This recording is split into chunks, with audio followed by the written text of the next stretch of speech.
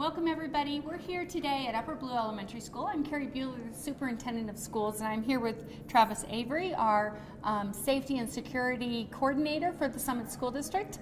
And you know, one of the most important things that we always want our community and our schools to know, and our parents and everybody that's involved in this great community, is that the safety and security of our students, of our staff, of our community is of the utmost importance.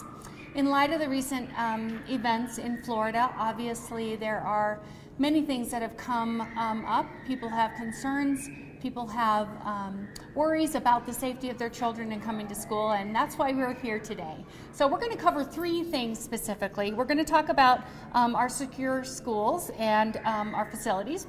How do we make sure that those things are in place? Our staff and student training, always really important to know that we do our training on a regular basis. And then we'll talk at the end about communication. So Travis, tell us a little bit about how do we make sure our schools are safe, our facilities are safe?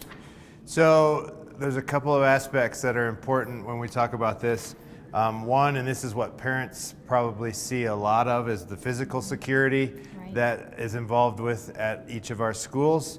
And the primary example of that we have in each building is a secure vestibule.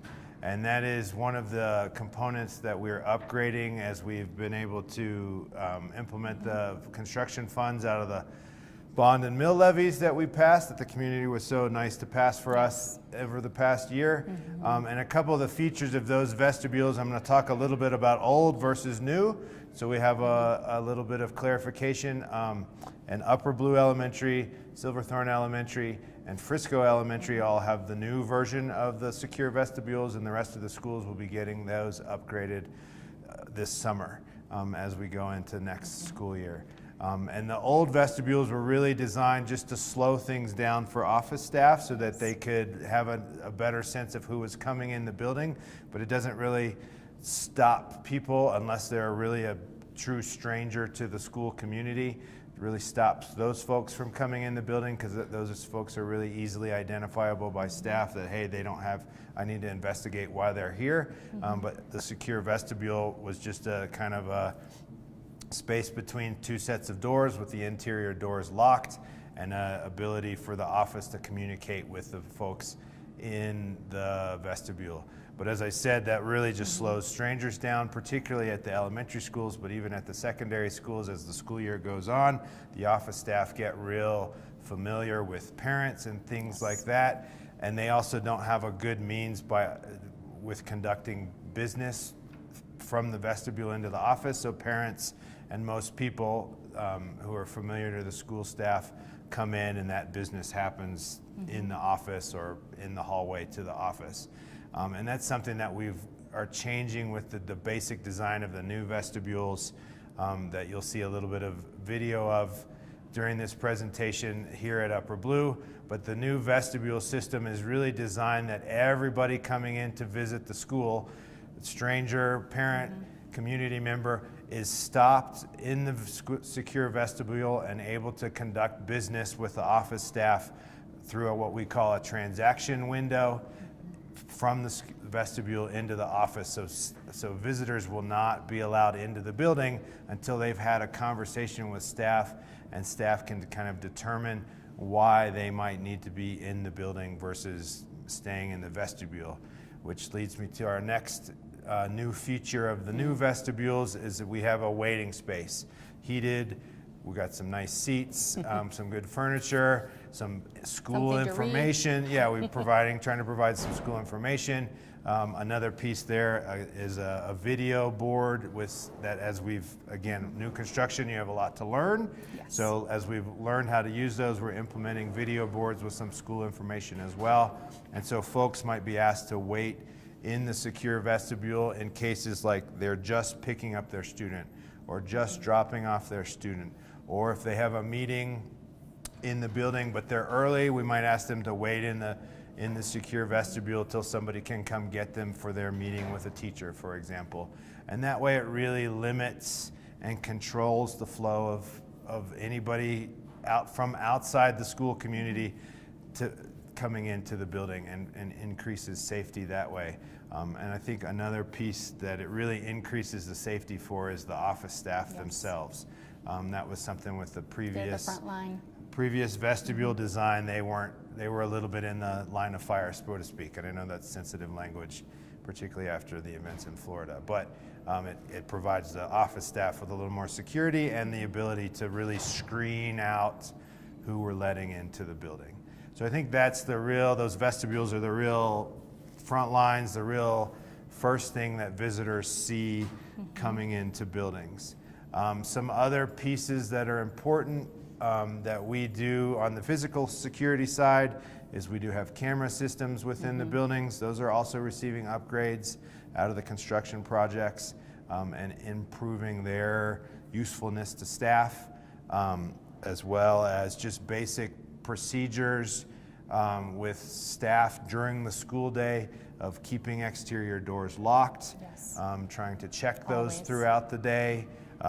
When staff have classes outside, recesses outside, lunches are outside, that sort of thing, staff having kind of some additional awareness to what's going on campus and around them, since we do have a lot of campuses that have that kind of urban interface with the community, with neighborhoods, with highways passing by, things like that. We aren't out on isolated campuses very much in our school system. So those are a couple of the key kind of physical security pieces that are in place and being improved and upgraded over the course of this year and next. So Travis, obviously we can have lots of protocols and lots of systems, but we have to do the training.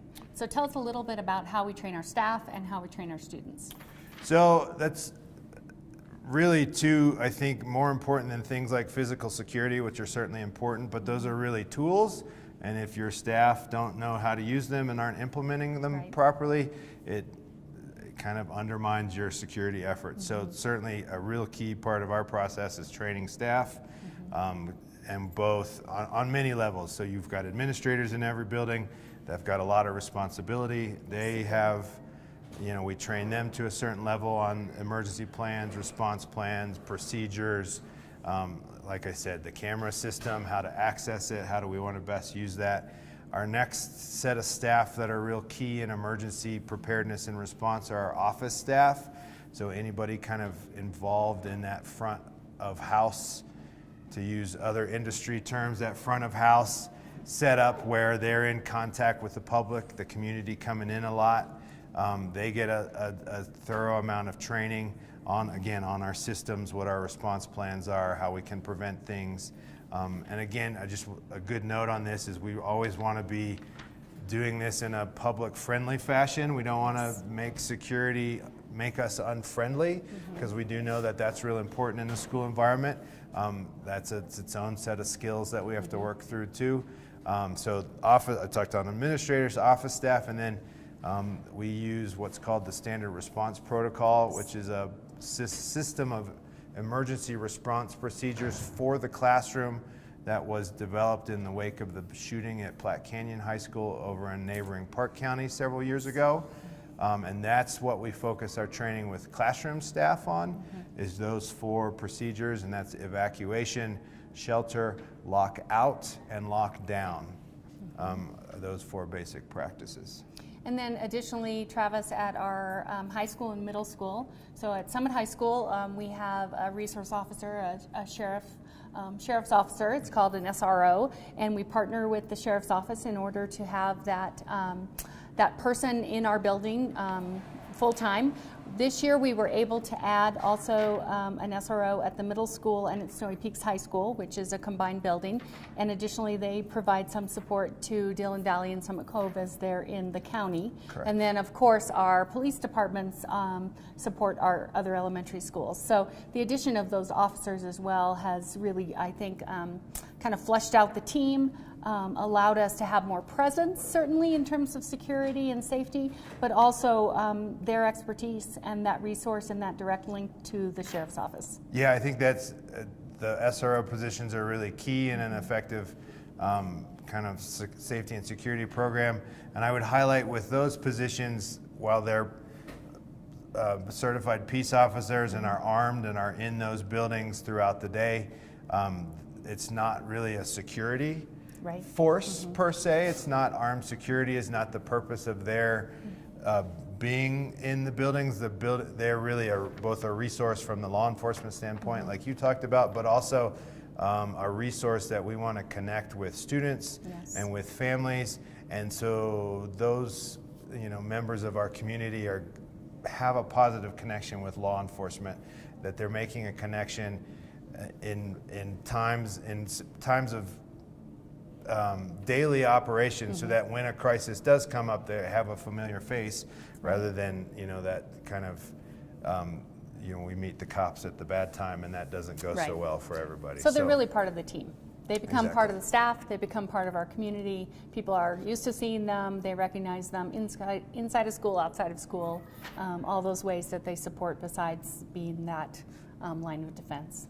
That's great. Exactly. So, we can have secured vestibules, we can have camera systems, we can train, but the other thing we have to know is that communication is so important. So communication with our community and our staff certainly, but it's that see something, say something, tagline that helps to remind people that truly when they see something or they hear something, or that they have to say something, and that happens in lots of places. It could be, there's a lot of social media out there. Kids are on it all the time. They're changing back and forth to what they're doing, but they hear a lot of things. They see a lot of things. Our parents, our community members, they hear things, see things. We want you to come and tell us. We want you to report to law enforcement. We want you to report to our schools. The more that we know about what's going on in our community with our kids, in all kinds of situations that kids are in and out of school, many things are going on for them, and if they know something, see something, say something, we can then do our best to make sure that we keep our schools as safe as possible. That is the most important thing that we do. So a couple of things. We would love for our families to take some time and talk to their kids about what we're doing in our schools and how schools are keeping kids safe, but also how kids can, and parents and community members can report things that they're concerned about. So we have Safe to Tell, which Right. is an anonymous tip line for students. Do you know the number by heart? I don't, because Okay, I I'll tell you. access it on my phone. So Yes, I do too, which is great. So but it is a couple things about Safe to Tell. Yes. It's a state program. Yes. And those tips, they call them tips, all are kind of triaged by Colorado State Patrol Dispatch. So they go in, it's 24/7, 365 days a year that those get addressed, and then they get pushed out to the relevant school staff and local law enforcement. And then we on our end coordinate the response to those tips locally. But you can call in to Safe to Tell, you can text in to Safe to Tell, and they also have a mobile app for the smartphone. Which is great. So in case you want the number, though, it's at 1-877-542-7233. So anytime that you need to report something, big, small, it doesn't matter, report it. It will be investigated. It's very important. Of course, local law enforcement is always available. Calling 911 is always an option. And certainly in our community, we value that every community member has a part and a place in this. Also, we have our SRO officers at our schools, at the middle school, at Snowy Peaks High School, and at Summit High School. Certainly anytime you can talk with them. Obviously, we want students to feel comfortable talking to their teachers, talking to the school administrators, talking to those people that they work with and trust in our buildings every day. Also, if you have further questions about our safety plans, we are always available. You can call us anytime. Our number at the central office is 368-1000. Call anytime and we will get back to you as soon as possible. I really appreciate you being here today, Travis, and all the work you do with our schools each and every day to keep our kids safe. Thank you.